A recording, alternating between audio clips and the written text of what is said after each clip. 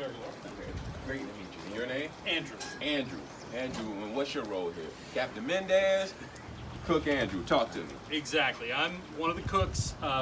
We always think of women cooking, but at this time, the reality of cooking is very challenging.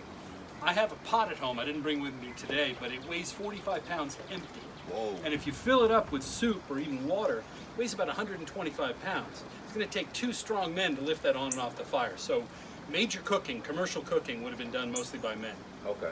So I'm one of the cooks.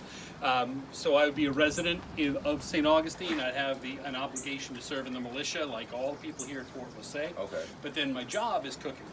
And what I like to talk about is the absolutely unique place that Florida has in the history of food, because the one thing everyone on earth has in common is we eat. Yeah. You know, we sing different songs, we wear different clothes, we worship different gods, but we all eat. Mm-hmm. So when you sit at the table, Correct. it tells me about you and it tells you about me.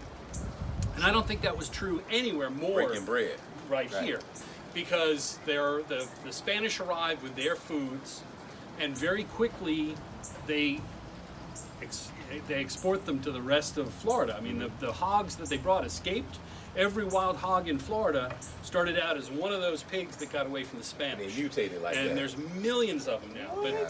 But they started out from about 200 pigs that arrived in 1539, and everyone, they're all still out there. Okay. So the Spanish bring their pigs, and they bring onions and garlic, and they bring different vegetables. But when they get here, they learn very quickly that some of the things they love don't grow in Florida. So they have to start adapting things that they learn from the natives.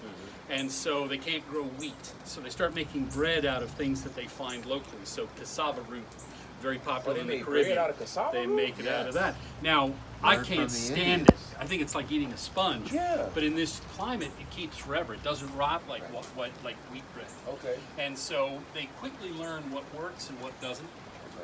And then, of course, you've got the African people coming here to Fort Mose, bringing their foodways and their traditions.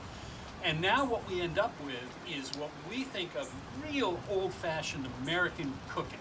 You know, my mother grew up in Georgia. Biscuit, grits. But think about all the things on the plate. You know, you've got okra, you've got collard greens, Yeah. you've got black-eyed peas. All of those come from West Africa. They have Yeah. nothing to do Always with African America. dishes. Those are African dishes. They come here and they find that black-eyed peas grow better than garbanzo beans, which is what the Spanish would have And we preferred. got yellow-eyed peas in the Carolinas. Mhm. Yeah. Yeah. And so cabbages don't grow as well as collard greens, which come Correct. from Africa.